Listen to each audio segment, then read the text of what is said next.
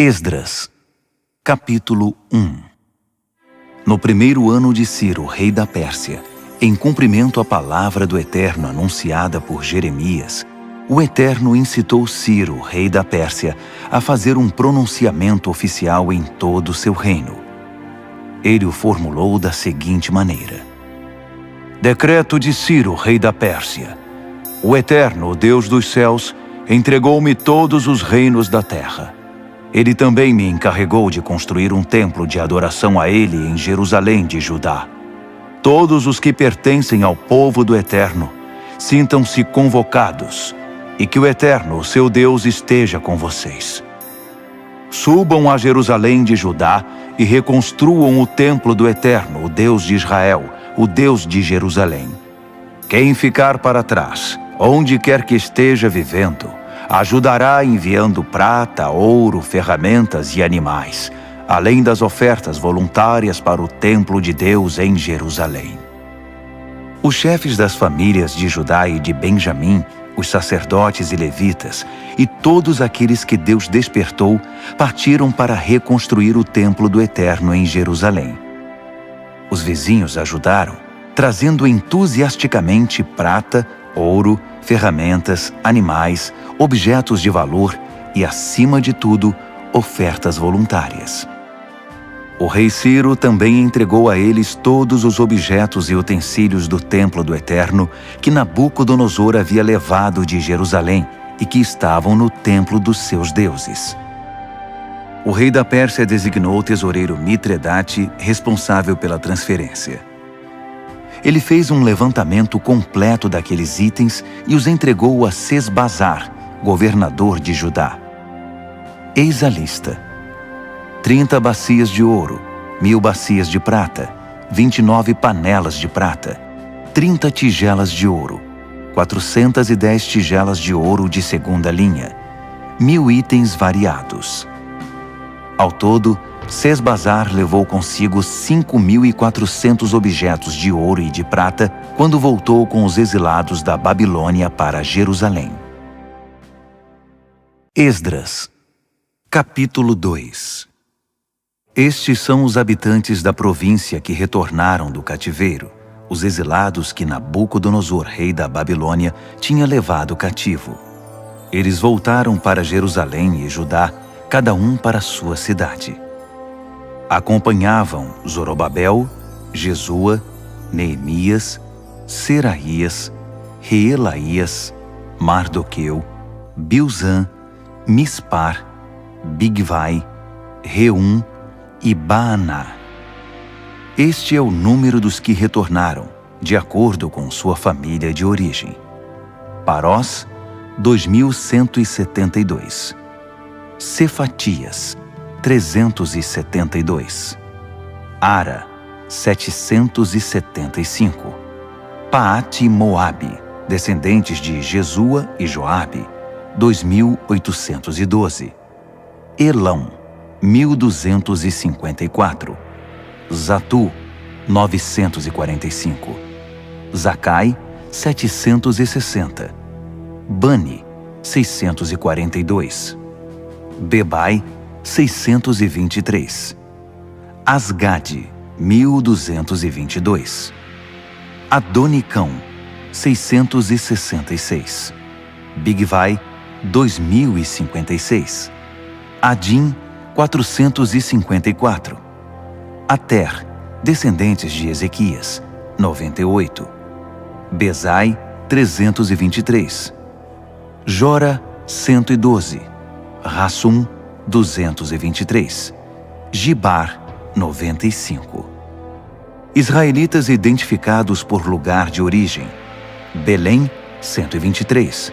Netofate, 56. Ananote, 128. Asmavete, 42. Kiriate Jearim, Sefira e Beerote, 743. Ramá e Geba, 621. Micmas, 122. Betel e Ai, 223. Nebo, 52. Magbis, 156. O outro Elão, 1254, Harim, 320, Lode, Hadide e Ono, 725, Jericó, 345, Senaá, 3630. As famílias sacerdotais: Gedaías, descendentes de Jesua, 973, Imer, 1052, Pazur, 1247, Harim, 1017. As famílias dos levitas: Jesua e Cadmiel, descendentes de Rodavias, 74. Os cantores, da descendência de Asaf, 128. Descendentes dos guardas: Salum, Ater, Talmon, Acube, Atita, Sobai, 139. Descendentes dos servidores do templo: Zia, Razufa, Tabaote, Queros, Sia, Padom, Lebana, Hagaba, Acube, Hagabe, Sanlai, Hanã, Gidel, Gaar, Reaías, Rezim, Necoda, Gazão, Uzá, Pazéia, Bezai, Asná, Meunim, Nefuzim, Baquebuque, Racufa, Harur, Baslute, Meida, Harza, Barcos, Císera, Tamá, Nesias e Ratifa. Descendentes dos servos de Salomão: Sotai, Soferete, Peruda, Jaala, Darcom, Gidel, Cefatias, Ratil, Poquerete Razebaim e Ami. O total dos servidores do templo de Salomão eram 392. Estes vieram de Tel-Melá, Tel-Harza, Querube, Adã e Imer, mas não puderam provar que eram descendentes dos israelitas: Delaías, Tobias e Necoda, 652. O mesmo aconteceu com os descendentes dos sacerdotes: Rabaías, Racós e Barzilai, que se casou com uma filha de Barzilai de Gileade e era chamado por esse nome. Eles procuraram os registros da família, mas não os encontraram. Por isso foram impedidos de exercer o trabalho de sacerdote e considerados ritualmente impuros. O governador determinou que eles não poderiam comer do alimento sagrado até que um dos sacerdotes definisse a situação deles por meio do Urim e do Tumim. O total dos que voltaram do exílio foi 42.360. Sem contar os escravos, que totalizavam 7.337. Também havia 200 cantores, que possuíam 736 cavalos, 245 mulas, 435 camelos e 6.720 jumentos. Alguns dos chefes das famílias, ao chegarem ao templo do Eterno em Jerusalém, entregaram ofertas voluntárias para a reconstrução do templo de Deus no lugar original. Eles contribuíram para a construção de acordo com suas possibilidades. O resultado: 500 quilos de ouro, 3 toneladas de prata e 100 vestes sacerdotais. Os sacerdotes, os levitas e algumas pessoas do povo estabeleceram-se em Jerusalém. Os cantores, os guardas e os servidores do templo foram para suas cidades de origem. Todos os israelitas encontraram um lugar para morar. Esdras, capítulo 3. No 7º mês, quando os israelitas se estabeleceram em suas cidades, todo o povo se reuniu em Jerusalém. Jesua, filho de Josadaque, com seus parentes sacerdotes, e Zorobabel, filho de Sealtiel, com seus parentes, começaram o trabalho de construção do altar do Deus de Israel para oferecer as ofertas queimadas, conforme a revelação de Moisés, homem de Deus. Apesar de estarem com medo do que os vizinhos não israelitas pudessem fazer, começaram mesmo assim a erguer o altar sobre os alicerces e a apresentar ofertas queimadas de manhã e à tarde. Também celebraram a festa das cabanas conforme prescrito e apresentaram as ofertas queimadas determinadas para cada dia. Também apresentaram as ofertas dos sábados, da lua nova e das festas sagradas, bem como as ofertas voluntárias ao Eterno. Começaram a oferecer as ofertas queimadas ao Eterno no primeiro dia do 7º mês, apesar de não terem sido lançados ainda os alicerces do templo do Eterno. Eles contribuíram com dinheiro para a contratação de pedreiros e carpinteiros. Também deram comida, bebida e azeite para o povo de Sidom e de Tiro, como pagamento pelo cedro que trouxeram pelo mar do Líbano até Jope, uma carga autorizada por Ciro, rei da Pérsia. No 2º mês do 2º ano da chegada deles ao local do templo do Eterno em Jerusalém, Zorobabel, filho de Sealtiel, e Jesua, filho de Josadaque, com seus parentes sacerdotes e levitas, e todos os que voltaram do exílio para Jerusalém, deram início ao trabalho. Nomearam os levitas de 20 anos de idade ou mais para supervisionar a reconstrução do templo do Eterno. Jesua e seus parentes uniram-se a Cadmiel, Binui e Rodavias e aos parentes de Renadade, todos levitas, para supervisionar os trabalhadores do templo de Deus. Quando os trabalhadores lançaram os alicerces do templo do Eterno, os sacerdotes, com suas vestimentas, ficaram de pé com as trombetas, e os levitas, descendentes de Asaf, com os símbolos para louvar o Eterno, conforme a tradição de Davi, rei de Israel. Eles cantaram responsivamente ao Eterno com louvores e ações de graças. Sim, Deus é bom.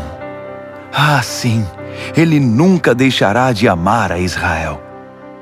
Todo o povo pulou de alegria, louvando ao Eterno, pois os alicerces do templo do Eterno foram lançados.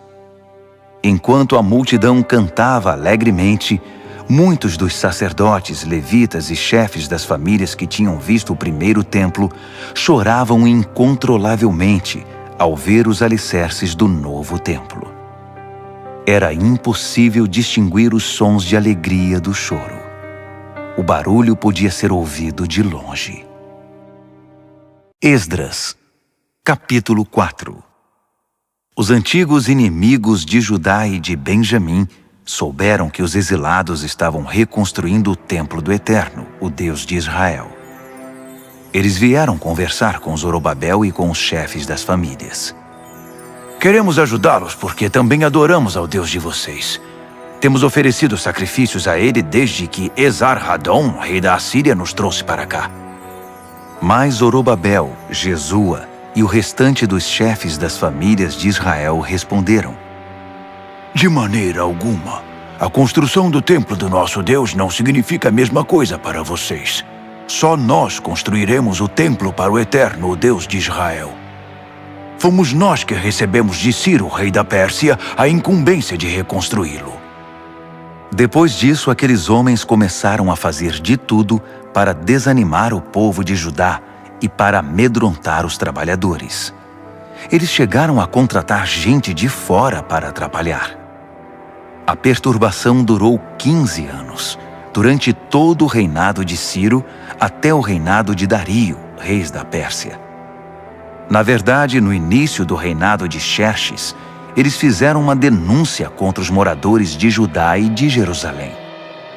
Mais uma vez, no reinado de Artaxerxes, Bislão, Mitredate, Tabeel e seus companheiros escreveram ao rei da Pérsia sobre os problemas de Jerusalém. A carta foi escrita em aramaico e foi traduzida. O texto a seguir está em aramaico. Reum, o oficial no comando, e Sinzai, o secretário, escreveram uma carta contra Jerusalém e Artaxerxes, o rei, como segue. Do comandante Reum e do secretário Sinzai e dos seus companheiros, os juízes e os oficiais, sobre o povo de Trípoli, da Pérsia, de Ereque e da Babilônia, os elamitas de Susã e das demais nações que o poderoso e famoso Assurbanipal deportou e estabeleceu na cidade de Samaria e em outros lugares a oeste do Eufrates. Esta é a cópia da carta que enviaram. Ao rei Artaxerxes, dos seus servos da terra a oeste do Eufrates. Queremos informar o rei que os judeus que partiram daí e chegaram a Jerusalém começaram a reconstruir essa cidade rebelde e má. Estão empenhados em terminar os muros e em reconstruir os alicerces. O rei precisa saber que quando a cidade estiver reconstruída e os muros terminados, os moradores não pagarão mais 1 centavo de tributo, taxas ou impostos. O tesouro real sofrerá com a perda. Somos leais ao rei e não podemos ficar apáticos enquanto o rei é insultado. Daí o interesse em relatar a situação. Sugerimos que o senhor procure nos registros históricos dos seus antepassados e constatará que essa cidade é rebelde, um espinho para qualquer rei ou governador. É um centro de conflitos e revoltas, e isso há muito tempo. Por isso a cidade foi destruída. Queremos que o rei saiba que se a cidade for reconstruída e seus muros restaurados, o Senhor perderá o que tem nas províncias da além do Eufrates. O rei mandou a resposta ao comandante Reum, ao secretário Sinzai e ao restante dos seus companheiros que viviam em Samaria e em outras localidades a oeste do Eufrates. A paz esteja com vocês. A carta que vocês mandaram foi traduzida e lida para mim. Mandei pesquisar os registros e, de fato, foi constatado que essa cidade se revoltou muitas vezes contra os reis. A rebeldia é um hábito antigo ali. Descobri que houve reis poderosos que conquistaram terras a oeste do Eufrates e impuseram taxas, tributos e impostos. Então, façam o seguinte: mandem esses homens interromperem a obra imediatamente. E não permitam que a recomecem até que eu mande. Sejam rápidos e firmes. Eles já causaram muitos danos aos reis. A carta do rei Artaxerxes foi lida para Reum, para o secretário Sinzai e seus companheiros. Eles não perderam tempo. Foram logo avisar os judeus em Jerusalém e os obrigaram a interromper a obra. Assim, a reconstrução do Templo do Eterno em Jerusalém foi interrompida. Nada foi feito até o 2º ano do reinado de Dario, rei da Pérsia. Esdras, capítulo 5. Enquanto isso, os profetas Ageu e Zacarias, filho de Ido, pregavam aos judeus em Judá e em Jerusalém com autoridade concedida pelo Deus de Israel. Por isso Zorobabel, filho de Sealtiel, e Jesua, filho de Josadaque, reiniciaram a reconstrução do templo de Deus em Jerusalém. Os profetas de Deus vieram ajudá-los.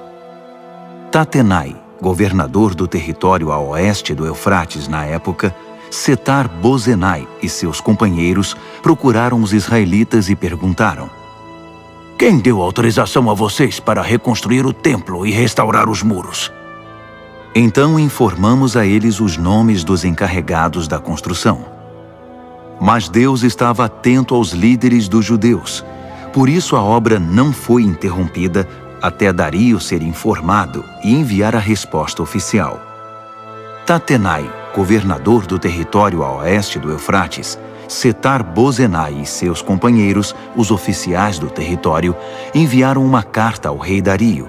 Este é o conteúdo. Ao rei Dario, paz e sucesso. Queremos relatar ao rei que fomos à província de Judá, ao templo do grande Deus que está sendo reconstruído com enormes pedras. No momento estão pondo as vigas de madeira nas paredes. A obra está sendo executada com empenho e rapidez. Perguntamos aos líderes: quem deu autorização a vocês para reconstruir o templo e restaurar os muros? Também pedimos os nomes dos responsáveis para que pudéssemos informar quem são os encarregados da construção. Eles nos disseram o seguinte: somos servos do Deus dos céus e da terra, Estamos reconstruindo o templo que foi construído muito tempo atrás. Um grande rei de Israel construiu toda esta estrutura. Mas nossos antepassados deixaram o Deus dos céus furioso. Por isso, ele os entregou nas mãos de Nabucodonosor, rei da Babilônia, que destruiu o templo e levou o povo cativo para a Babilônia. Mas quando Ciro se tornou rei da Babilônia, no seu primeiro ano, autorizou a reconstrução do templo de Deus. Além disso, devolveu os utensílios de ouro e de prata do templo de Deus que Nabucodonosor tinha levado embora e posto no templo na Babilônia. O rei Ciro retirou-os do templo da Babilônia e os entregou a Sesbazar, a quem nomeou governador. Ele disse a Sesbazar: "Põe estes utensílios de volta no templo de Jerusalém." Desde então, estamos reconstruindo o templo, mas ainda não terminamos. Agora, se o rei concordar, procure nos registros dos arquivos reais da Babilônia se de fato o rei Ciro autorizou a reconstrução do templo de Deus em Jerusalém. Então, por favor, informe-nos da decisão do rei sobre o assunto. Esdras, capítulo 6. O rei Dario mandou procurar aqueles registros nos arquivos da Babilônia, e foi encontrado um rolo na fortaleza de Ecbatana, na província da Média, com o seguinte registro. Memorando. No primeiro ano do seu reinado, Ciro promulgou um decreto com respeito ao templo de Deus em Jerusalém, nos seguintes termos: o templo no qual foram oferecidos sacrifícios deve ser reconstruído sobre novos alicerces. Terá 27 metros de altura e 27 metros de largura, com 3 camadas de pedras grandes e uma de madeira. O custo da obra será pago pela tesouraria do reino. Os utensílios de ouro e de prata do templo de Deus, que Nabucodonosor levou para a Babilônia, deverão ser devolvidos ao templo de Jerusalém, cada um ao seu devido lugar. Ordeno que sejam postos de volta no templo de Deus. Dario respondeu: Agora ouçam, Tatenai, governador do território a oeste do Eufrates, Setar-Bozenai, seus companheiros e todos os oficiais do território. Não os impeçam. Deixem o governador e os líderes dos judeus em paz, para que possam dedicar-se à reconstrução do templo de Deus. Portanto, determino oficialmente que vocês ajudem os líderes dos judeus na reconstrução do templo de Deus da seguinte forma. 1. Todos os custos da construção serão pagos pela tesouraria do reino, dos tributos arrecadados do território a oeste do Eufrates. Pague-nos em dia, para que a obra não seja interrompida. 2. O que for preciso para a adoração deles, novilhos, carneiros e cordeiros, para as ofertas queimadas ao Deus dos céus, e todo o trigo, sal, vinho e azeite que os sacerdotes de Jerusalém solicitarem, deve ser entregue a eles sem demora, para que possam oferecer seus sacrifícios ao Deus dos céus e orar pela vida do rei e dos seus filhos. Determino ainda que qualquer um que violar essa ordem seja pendurado numa viga tirada da própria casa do réu, depois que ela for reduzida a um monte de entulho. Que o Deus, cujo nome foi posto naquele local, destrua qualquer rei ou povo que ouse desrespeitar esse decreto e destruir o templo de Deus em Jerusalém. Eu, Dario, o decretei. Executem exatamente como está determinado e rapidamente. Tatenai, governador do território a oeste do Eufrates, Setar-Bozenai e seus companheiros cumpriram à risca o decreto de Dario. Assim, os líderes dos judeus deram prosseguimento à construção. A obra continuava exatamente como os profetas Ageu e Zacarias, filho de Ido, haviam anunciado. A obra foi terminada sob a ordem do Deus de Israel e a autorização de Ciro, Dario e Artaxerxes, reis da Pérsia. O templo foi concluído no dia 3 do mês de Adar, no 6º ano do reinado do rei Dario. Os israelitas, os sacerdotes, os levitas e o restante dos exilados celebraram entusiasticamente a dedicação do templo de Deus. Para a cerimônia de dedicação, ofereceram 100 novilhos, 200 carneiros e 400 cordeiros. Como oferta de perdão, ofereceram 12 cabritos, um para cada tribo de Israel. Distribuíram os sacerdotes pelos seus turnos e os levitas conforme suas funções no serviço de Deus em Jerusalém, tudo de acordo com o que está escrito no livro de Moisés.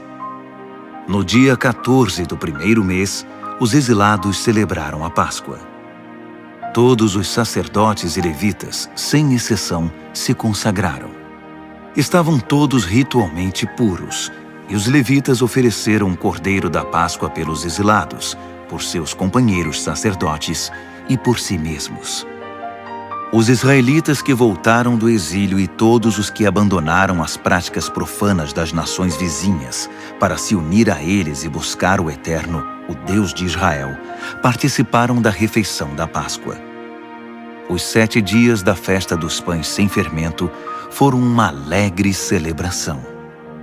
O Eterno tinha mesmo dado a eles razão para muita alegria, pois havia mudado a mente do rei da Assíria e conquistado para eles seu apoio na construção do templo de Deus, o Deus de Israel. Esdras, capítulo 7. A chegada de Esdras se deu após esses acontecimentos. Foi durante o reinado de Artaxerxes, rei da Pérsia. Esdras era filho de Seraías, filho de Azarias, filho de Ilquias, filho de Salum, filho de Zadoque, filho de Aitube, filho de Amarias, filho de Azarias, filho de Meraiote, filho de Zeraías, filho de Uzi, filho de Buque, filho de Abizua, filho de Finéias, filho de Eleazar, filho de Arão, o sacerdote principal. Esse era Esdras. Ele veio da Babilônia e era profundo conhecedor da revelação de Moisés, dada pelo Eterno, o Deus de Israel. Como a mão do Eterno estava com Esdras, o rei concedeu tudo o que ele havia pedido. Alguns israelitas, os sacerdotes, os levitas, os cantores, os guardas e os servidores do templo o acompanharam na viagem a Jerusalém, no 7º ano do reinado de Artaxerxes. Eles chegaram no 5º mês daquele ano. Esdras tinha saído da Babilônia no 1º dia do 1º mês, e a chegada a Jerusalém aconteceu no 1º dia do 5º mês, sob a direção protetora de Deus. Esdras dedicou-se a estudar e a praticar a revelação de Deus, e a ensinar aos israelitas as verdades contidas no livro. Esta é a carta que o rei Artaxerxes entregou a Esdras, sacerdote e estudioso, mestre em questões relativas aos ensinamentos do Eterno para Israel. Artaxerxes, rei dos reis, ao sacerdote Esdras, estudioso dos mandamentos do Deus do céu. Paz e sucesso. Estabeleço por meio deste decreto que qualquer israelita, cidadão do meu reino, que queira subir a Jerusalém, até mesmo os seus sacerdotes e levitas, estão autorizados a ir. Vocês estão sendo enviados pelo rei e seus 7 conselheiros para verificar como está Judá e Jerusalém em relação à obediência ao ensino do seu Deus, que vocês estão levando em mãos. Vocês também estão autorizados a levar a prata e o ouro que o rei e os seus conselheiros estão doando para o Deus de Israel, que habita em Jerusalém, e a prata e o ouro arrecadados por meio da contribuição generosa de toda a Babilônia, incluindo a do povo e dos sacerdotes, para o templo do seu Deus em Jerusalém. Utilizem esse dinheiro criteriosamente para comprar bois, carneiros, cordeiros e os ingredientes para as ofertas de cereal e de bebida. Depois, ofereçam-nas sobre o altar do templo do seu Deus em Jerusalém.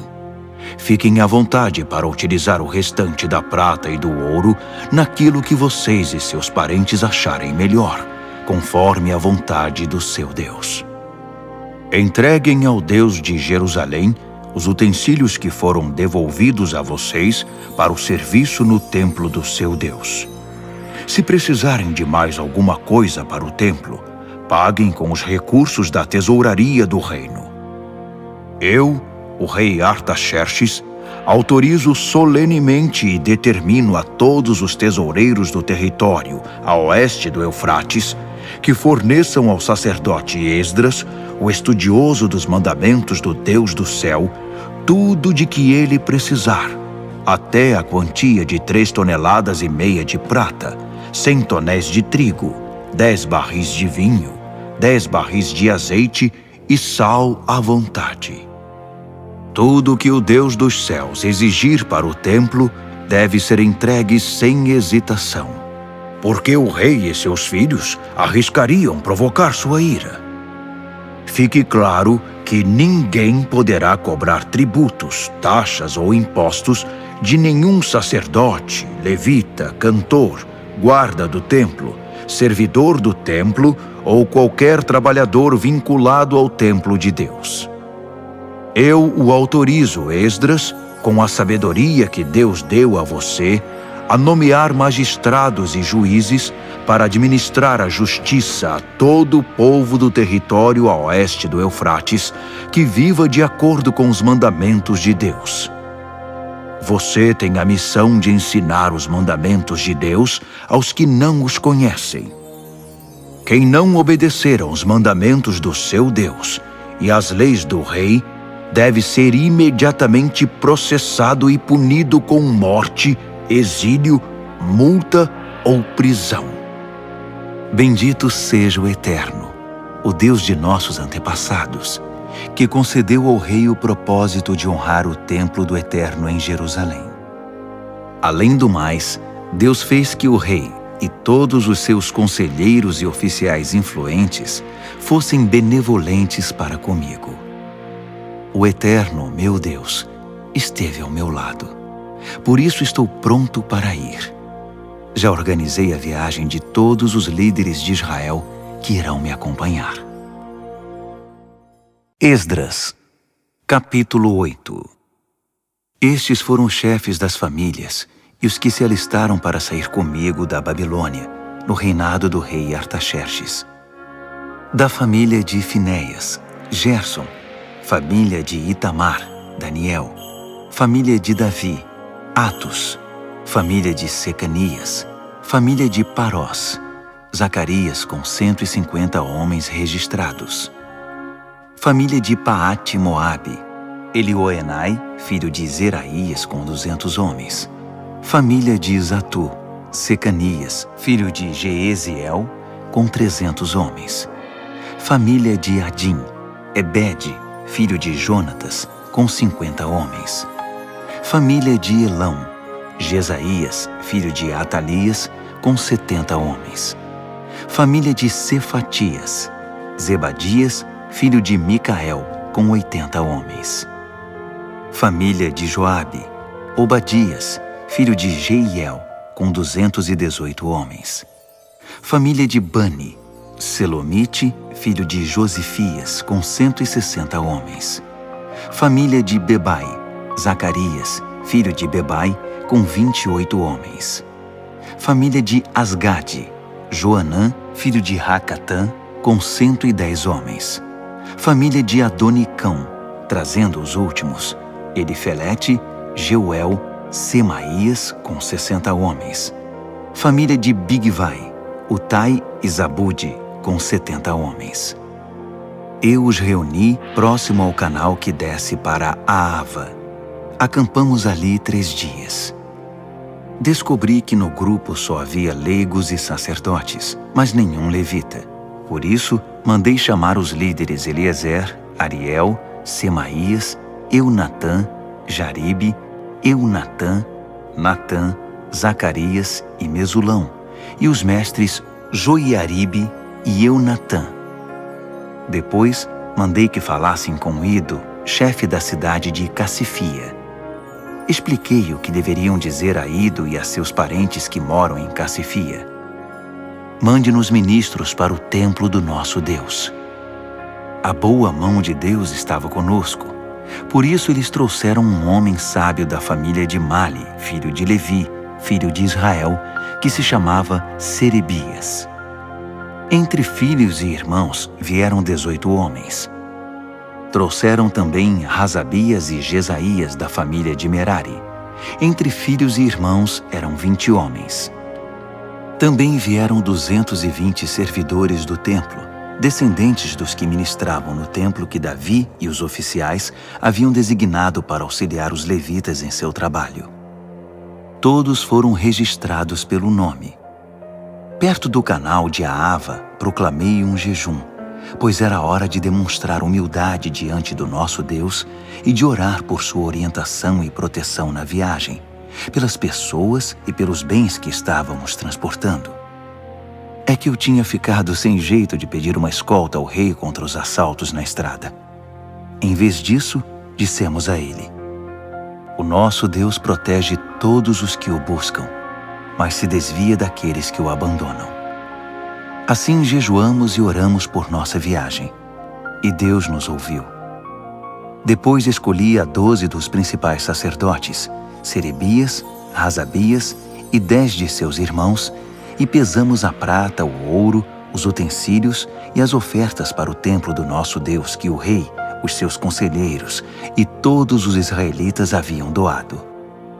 O resultado: 25 toneladas de prata, 100 utensílios de prata no valor de quase 4 toneladas de ouro, 20 tigelas de ouro de 8,5 kg, 2 vasilhas de bronze polido, tão valioso quanto o ouro. Depois da contagem, declarei: vocês e esses utensílios estão consagrados ao Eterno. A prata e o ouro são ofertas voluntárias para o Eterno, o Deus de seus antepassados.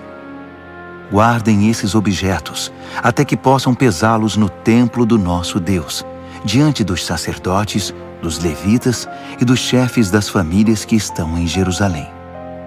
Os sacerdotes e os levitas ficaram responsáveis por tudo que foi pesado e entregue a eles e tomaram todas as providências para levá-los ao templo de nosso Deus em Jerusalém.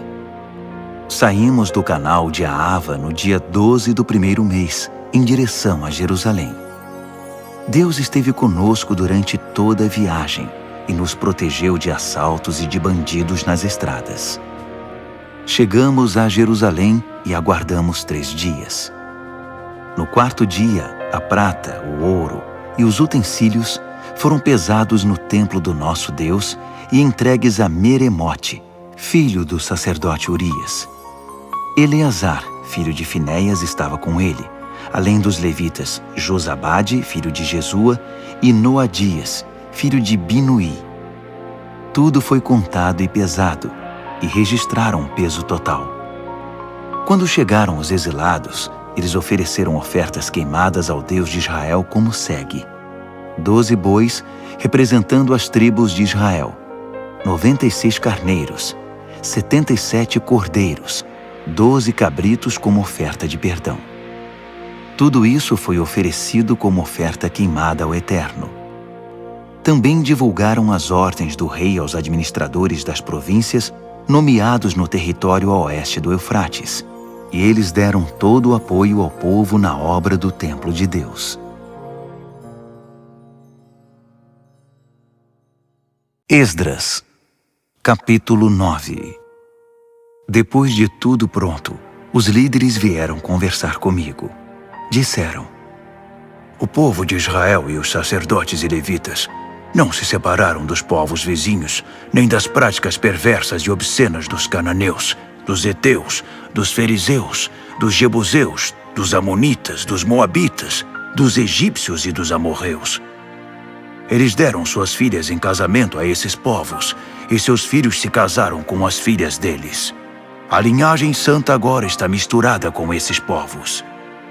Os nossos líderes e oficiais foram os primeiros a cometer esse pecado.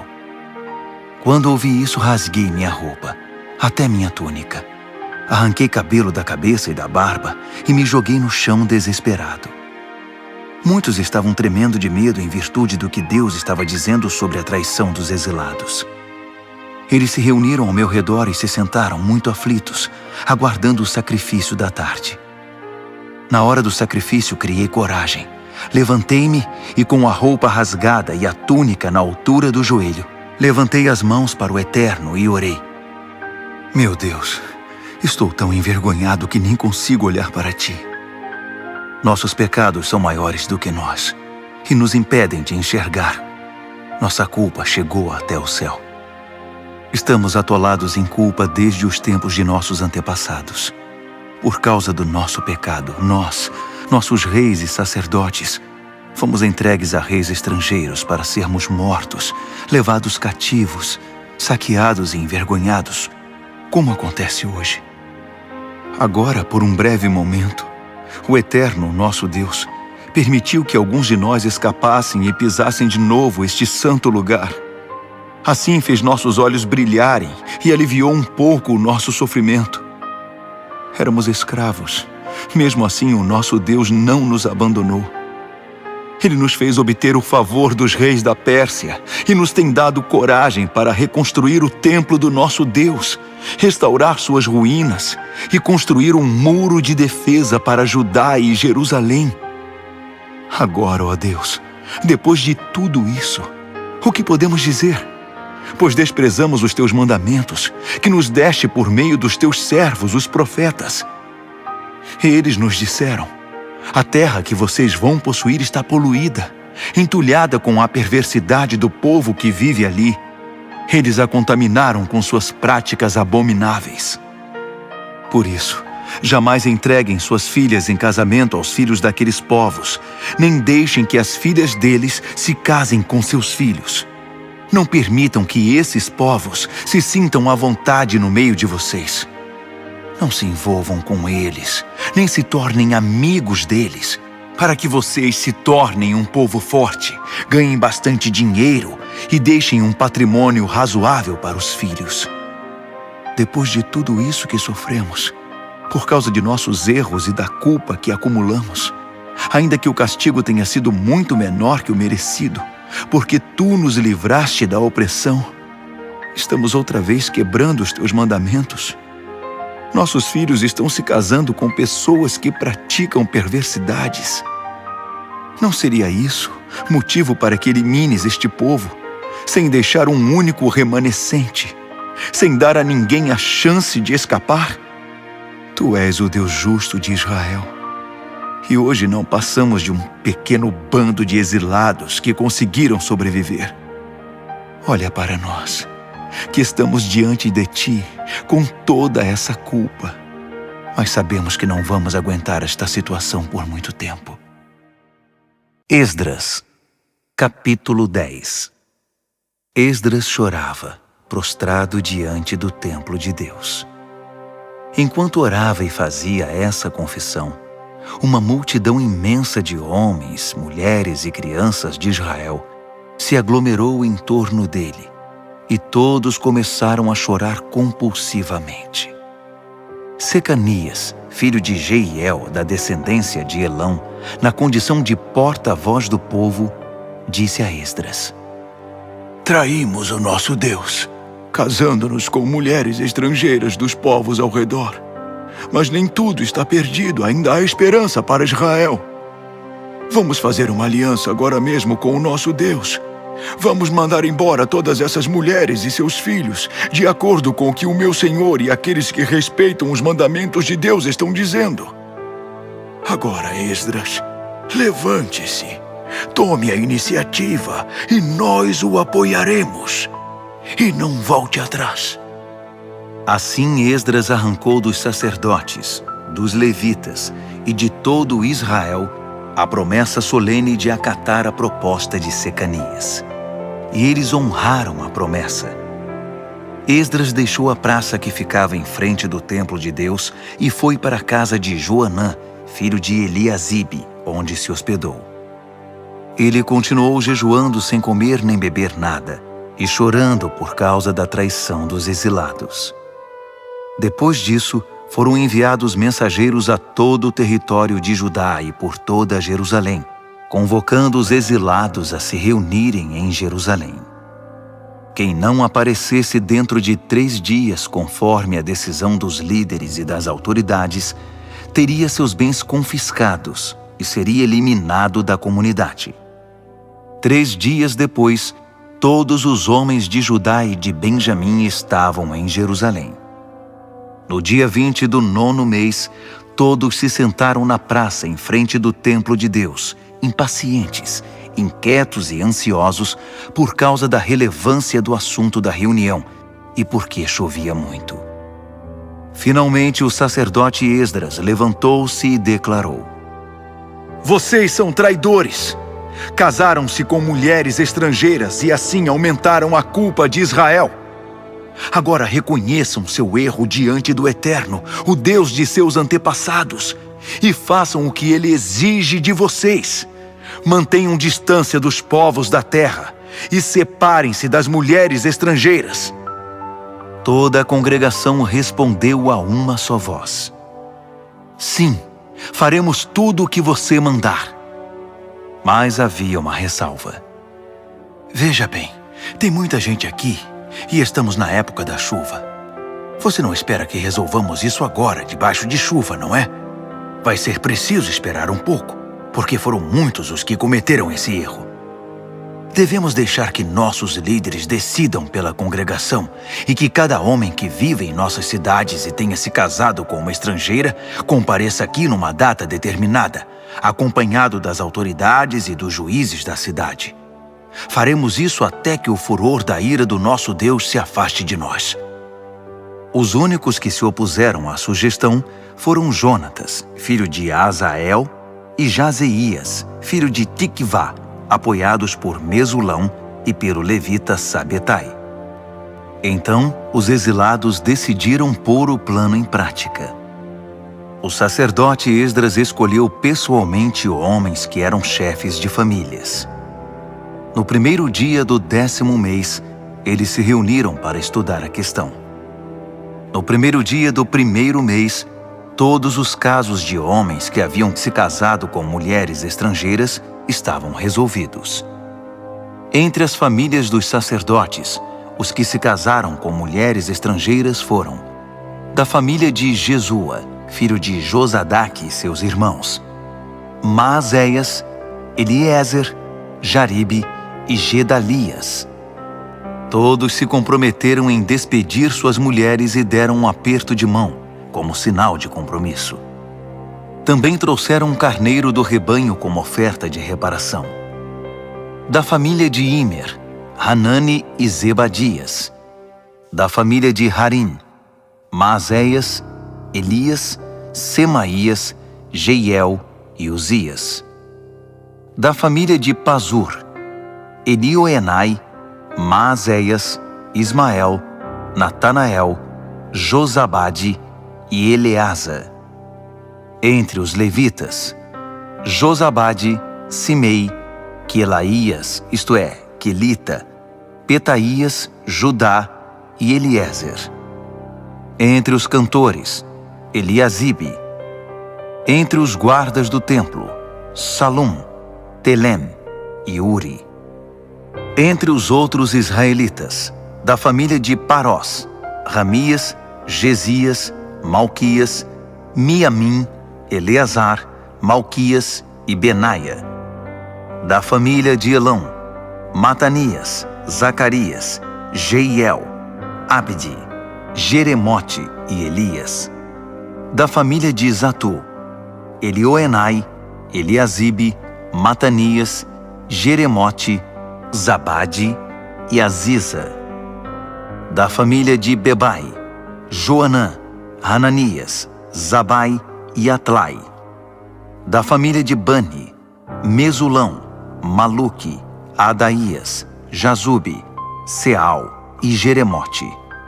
Da família de Paate-Moabe, Adna, Quelau, Benaia, Maazéias, Matanias, Bezalel, Binui e Manassés.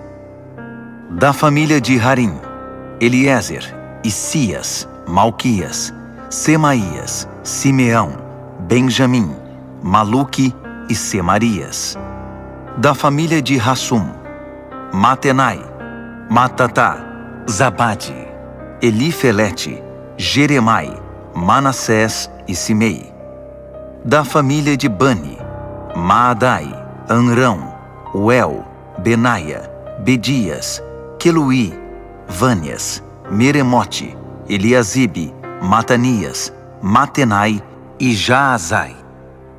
Da família de Binui: Simei, Selemias, Natã, Adaías, Macnadbai, Sazai, Sarai, Azarreel, Selemias, Semarias, Salum, Amarias e José. Da família de Nebo: Jeiel, Matitias, Zabade, Zebina, Jadai, Joel e Benaia. Todos esses se casaram com mulheres estrangeiras, e alguns deles tiveram filhos com elas.